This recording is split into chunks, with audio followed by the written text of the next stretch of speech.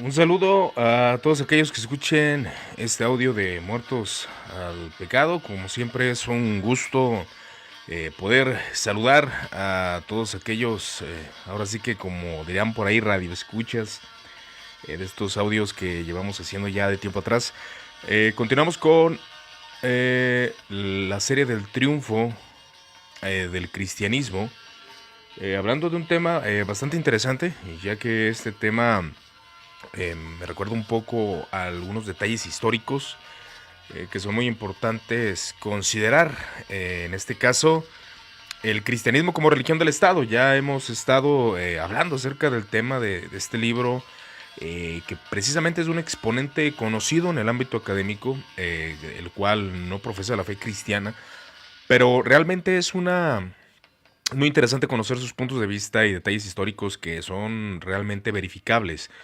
Se pueden observar por medio de libros de texto, y es importante que usted y yo como creyentes pues vayamos indagando un poco más en la historia de la iglesia y empezar a derrotar o a tumbar aquellas falacias que comúnmente se consideran en el mundo evangélico por falta de conocimiento. Por ejemplo, ya hemos visto en una sesión anterior acerca de que realmente el cristianismo empezó a ser la religión del Estado, no con Constantino, ya que Constantino fue bastante tolerante en cuanto a otras religiones. Él no fue alguien que realmente oprimiera las conciencias utilizando la coacción, como hemos visto en sesiones pasadas. Él no utilizó la coacción, fue tolerante. Sí hizo algunas cosas en cuanto a destruir algunos templos desde algunos contextos, pero no todos. Fue tolerante al paganismo. Pero a continuación vamos a ver precisamente uno de los exponentes, y ahora sí que un gobernador, emperador romano, el cual comenzó a desarrollar el cristianismo como la religión del Estado, y es cuando se empezaron a desarrollar bastantes cosas polémicas, ¿no? Que es siempre para contrariar o atacar la fe cristiana. Se empieza a argumentar en contra de, de actos, y vamos a considerar a varios personajes que también, como la filósofa pagana que tenemos aquí en la descripción de la imagen. Pero bueno, continuando con esta sesión, hablando de Hipatía, si no me equivoco, el nombre Hipatía, esta filósofa que fue asesinada y se tira al cristianismo precisamente por esos actos de violencia. Pero vamos a indagar y vamos a verlo desde una perspectiva pues objetiva, tratando de ser objetivos, que es muy difícil muchas veces. Entonces Teodosio intentó continuar con la tendencia del cristianismo. Él era un exponente importante, alguien decisivo, y empezó a transmitir el cristianismo. Teodosio promovió la fe cristiana, a diferencia de sus predecesores, que como hemos visto, hubo a este hombre Juliano, Julián el apóstata, el cual, pues como lo dice la palabra, apostató de la fe cristiana, y él se aferró al credo del concilio de Nicea y comenzó a abrazar la fe.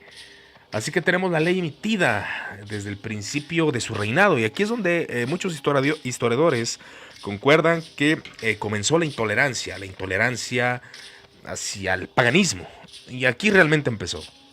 No fue con Constantino, sino con Teodosio, aquel que quiso erradicar de alguna forma el paganismo.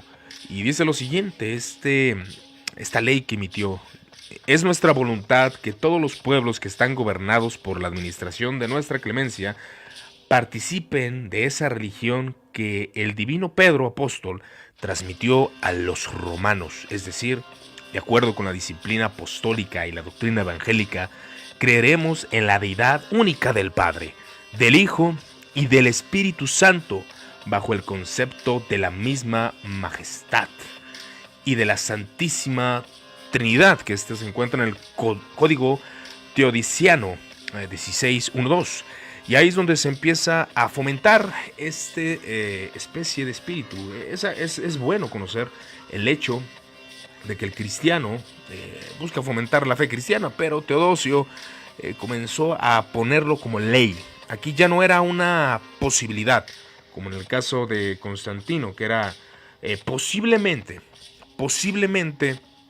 la gente pudiera abrazar la fe cristiana, pero aquí ya empezó a haber un desarrollo en cuanto a las leyes que se estaban estableciendo para que la gente abrazara el cristianismo, y ya no tanto por convicción o tanto por un verdadero sentir acerca de la fe cristiana, sino de coacción, de realmente buscar la forma. En los días de Teodosio, la mayoría de los habitantes del imperio todavía eran paganos. Los paganos continuaron sus prácticas tradicionales cuando surgió la ocasión. Ninguna evidencia sugiere que los paganos se vieran obligados a convertirse en masa, según afirma un historiador. Ya a pesar de que esta ley se desarrolló, no había una evidencia, o no hay una evidencia, de que los paganos se convirtieran en masa. Eso plantea la pregunta que los líderes cristianos tuvieron que abordar. ¿Se debería intentar la coacción al menos? Es donde ya se comienza con esta pregunta. Los líderes cristianos de ese tiempo, ¿debemos de coaccionar a los paganos? Es interesante ver cómo los diferentes cristianos respondieron a esta pregunta dependiendo del contexto en el que vivían. Había cristianos que decían no, había cristianos que decían sí, es necesario para que el reino de Dios se manifieste, para que los paganos se conviertan al evangelio, y eso es muy importante. El contexto cultural del cristianismo sí tiene mucho que ver, y aún en nuestros tiempos, amigos y hermanos. A principios del siglo IV, los cristianos eran casi uniformemente a favor de la completa libertad de religión. Los cristianos estaban de acuerdo, y al igual que los apologistas antes que ellos, que también estaban de acuerdo con la libertad religiosa, opuesto a los esfuerzos por parte del Estado pagano para obligar a retractarse de su fe. Los paganos obligaban a que estos se retractaran de su fe, y ya vimos cuáles fueron los motivos y causas en audios pasados que pueden escuchar en el canal de YouTube, en los cuales sí se obligaban a los cristianos a retractarse de la fe. Hacia el final del siglo encontramos representantes abiertamente opuestos. Ya después vamos a comenzar, ya pasando del año 200, del año 300, ya se encuentra un pensamiento diferente en el cristianismo. Un pensamiento que encontramos que la libertad de religión es oprimida. Abiertamente opuestos, la libertad de religión no debe de ser considerada. Y el argumento de que el Estado debe de ejercer sus facultades, ahí es donde ya el Estado tiene la obligación de oprimir aquello que ofende a Dios, y se oye bien, de acuerdo a un contexto cultural. Entonces, el Estado, ahora como cristiano, debería de llevar a la gente a la verdad, obligarlos, a los paganos, a convertirse al cristianismo en contra de su voluntad. En el cristianismo han existido estos dos pensamientos. Aquí vemos que a los paganos en realidad se les obligaba a convertirse. Entonces, la coacción cristiana. El erudito cristiano Lactancio, una de nuestras principales fuentes de la gran persecución bajo Diocleciano, que fue la verdadera y gran persecución que ocurrió bajo Diocleciano, que realmente fue quien persiguió a los cristianos de manera abierta y más masiva, por así argumentarlo, o mayor, a comparación de otros. Entonces Lactancio fue criado pagano y entrenado a los clásicos. Se convirtió en un reconocido retórico y fue nombrado profesor de retórica latina por Diocleciano. Algún tiempo después de que se convirtió al cristianismo, en el 300 después de Cristo, Lactancio fue privado de su posición. Tarde en la vida fue nombrado por Constantino para ser tutor de su hijo Crispo. Entonces Lactancio argumenta: no hay necesidad de fuerza y daño, porque la religión no puede ser forzada. Lactancio estaba completamente... Entonces, aquellos que argumentan que el cristianismo siempre ha sido opresor de las conciencias, pues vemos realmente que no. El cristianismo no siempre hizo opresión de conciencias, y aquí lo vemos evidentemente. Juliano Fírmico Materno era un converso del paganismo. Dos de sus libros han llegado a nosotros, o sea que nosotros podemos tener acceso. Uno es un trabajo sobre astrología escrito cuando todavía era pagano. Estamos hablando del año 335. El otro era una apología cristiana energética de 10 o 15 años después. En la apología condena las religiones tradicionales que alguna vez practicó creando una idea como de demonios, ¿no? Y pidiendo a Constantino II y Constantes que hagan todo lo que está a su alcance para oprimirlas, porque están mal, están equivocadas. Así que este pensamiento antipagano se empezó a desarrollar también precisamente por este tipo de argumentaciones.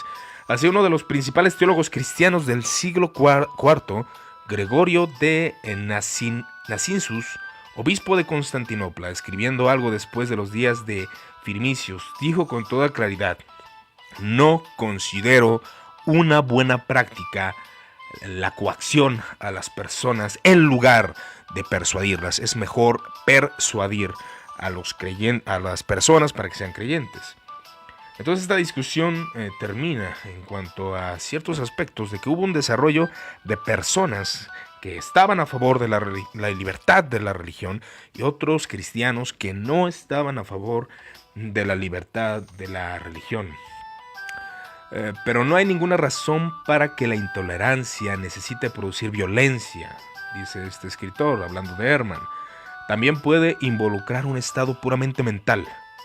Sin embargo, cuando se vuelve violento y cuando esa violencia está diseñada no solo para penalizar, sino también para convertirse, es decir, para cambiar las opiniones y prácticas religiosas de la víctima por la fuerza. Eso sería coacción por la fuerza, rotundamente.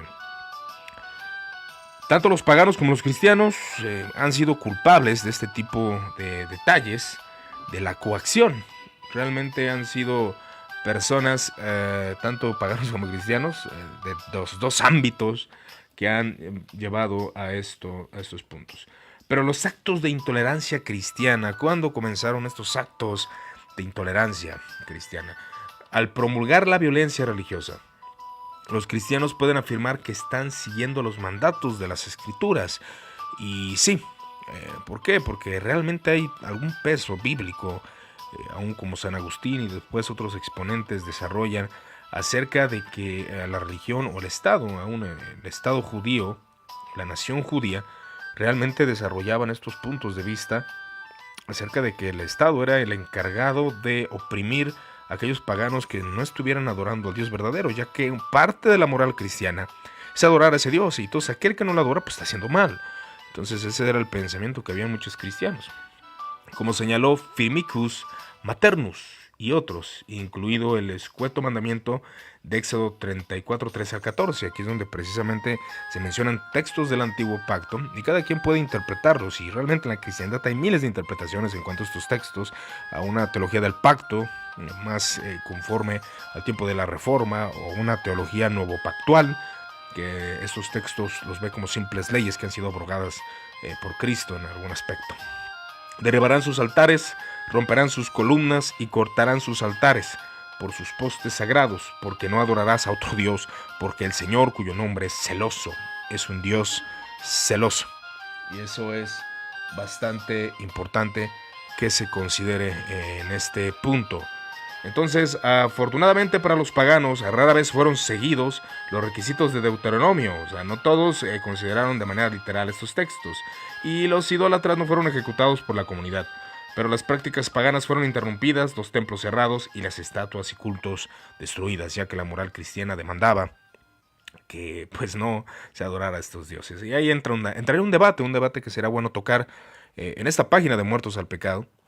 Tocarla para indagar sobre estos aspectos, ¿no? ¿Qué tanto se puede considerar el hecho de que seamos personas, o seamos magistrados, o seamos creyentes que apliquen estas leyes? Que bueno, que ahorita es bastante complicado, ya que no estamos bajo un Estado cristiano. Pero bueno, eso lo indagaremos después referente al reconstruccionismo y diferentes doctrinas que hablan precisamente de este tipo de ley. Un ejemplo particularmente intrigante proviene de un descubrimiento arqueológico realizado en 1904 en la ciudad de Éfeso. Una inscripción en la base de una estatua de la ciudad protectora a la diosa Artemisa.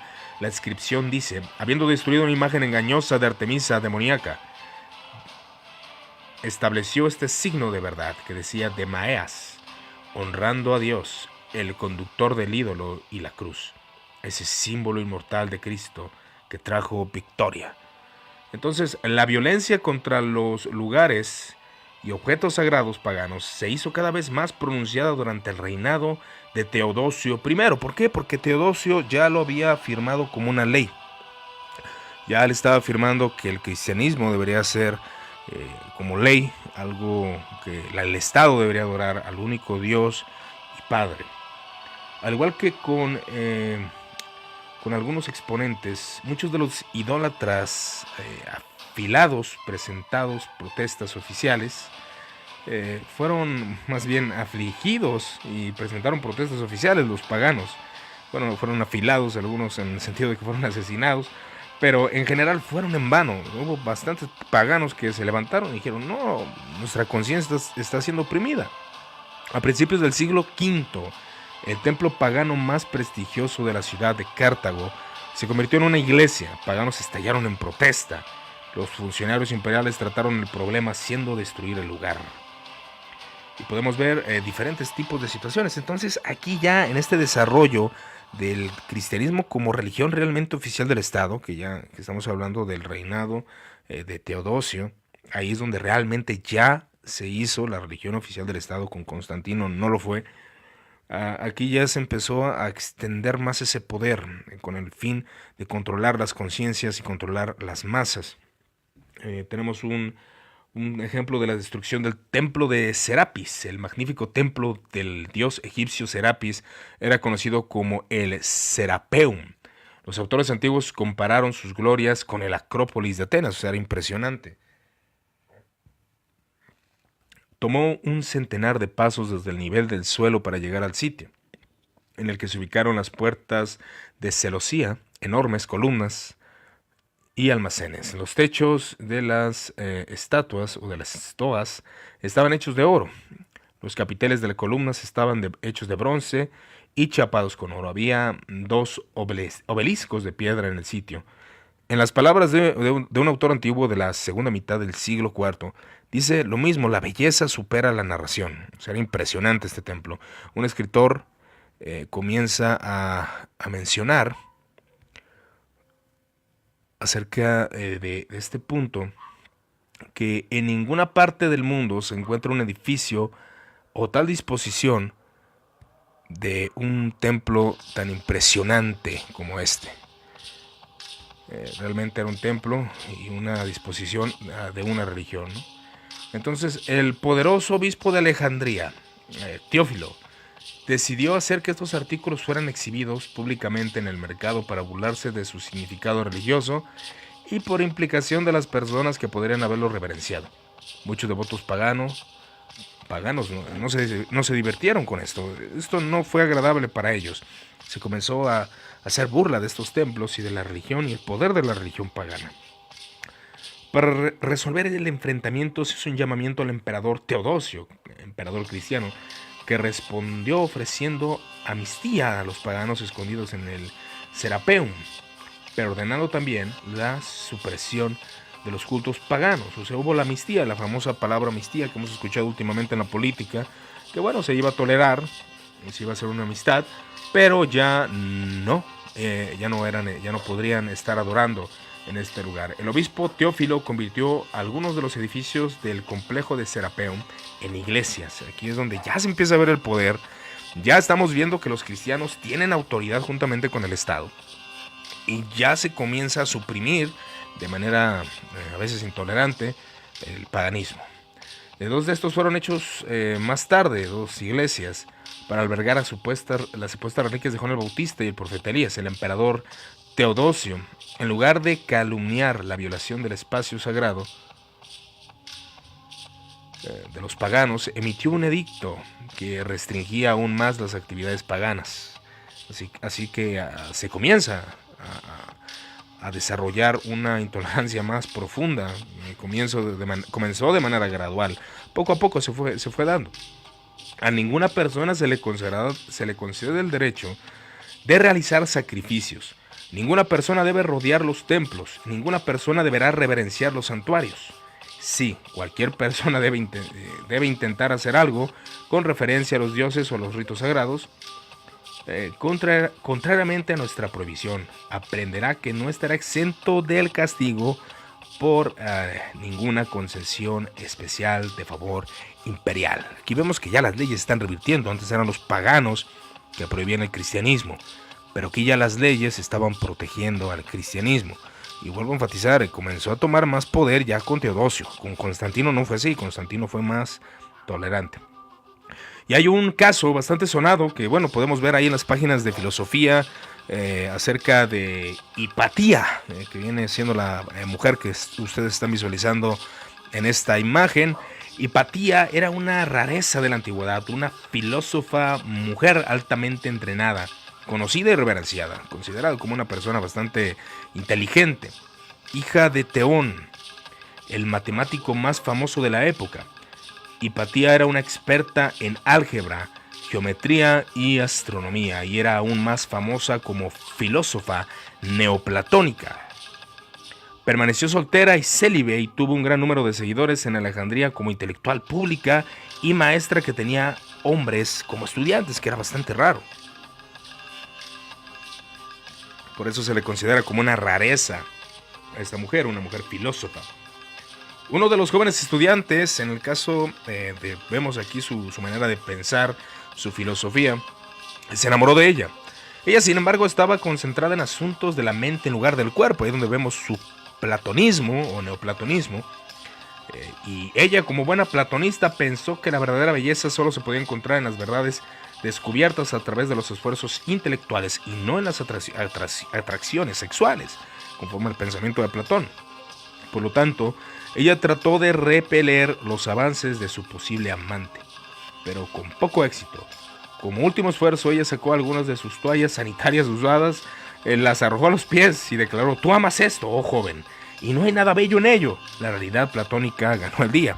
Vaya, un desarrollo del pensamiento platónico, y realmente muchos cristianos, o muchas personas en este tiempo, piensan de la misma manera que Platón.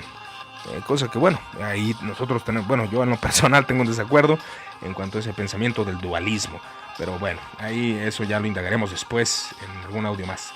La vida de Hipatía resultaría un estudio fascinante, pero el problema es de que no hay mucha fuente o mucha información acerca de esta mujer.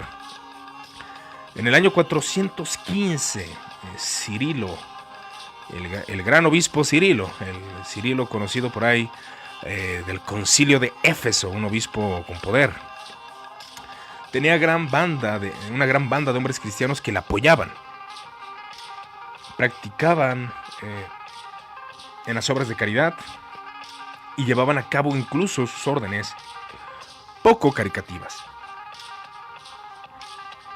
En medio de las dificultades, estos hombres confrontaron a Orestes en público y lo acusaron de ser un pagano. Uno de ellos arrojó una piedra que ensangrentó la cabeza de Orestes. Él respondió ordenado al hombre capturado y torturado hasta la muerte. Orestes, naturalmente, tenía sus propios seguidores y se pensó ampliamente que Hipatía era un asesor particularmente cercano de esta persona, la mafia de Cirilo. Vaya, así lo describe el libro. Hacer un ejemplo de ella. La mafia de Cirilo decidió hacer un ejemplo de ella. La encontraron en público montando en su carro. Tirando de ella hacia abajo, la arrastraron a la iglesia. Le arrancaron la ropa y la asesinaron con fragmentos de cerámica encontrados a mano. Arrastraron su cuerpo fuera de la ciudad y lo quemaron en una pila de palos. Vaya, y vuelvo a comentar, este hecho es bastante resonado por aquellos que quieren desacreditar el cristianismo. Ahora, aquí vemos algo muy importante, y esto, bueno, lo comprendemos acerca de las negativas que hay dentro del cristianismo. Sabemos que no todos dentro de las filas del cristianismo han probado la salvación de Dios o la regeneración, y por ende es muy común que ocurran hechos desagradables de esta forma, y también referente al contexto cultural. Una de las personas que se encargan de ser, pues ahora sí que la historiadores, siempre han desconcertado el grado de que Cirilo fuera responsable de la muerte de Hipatía. O sea, el obispo Cirilo, el fomentador del concilio de Éfeso, aquel que se enfrentó a Nestorio, él afirma, los historiadores afirman que él no tuvo parte en esta situación.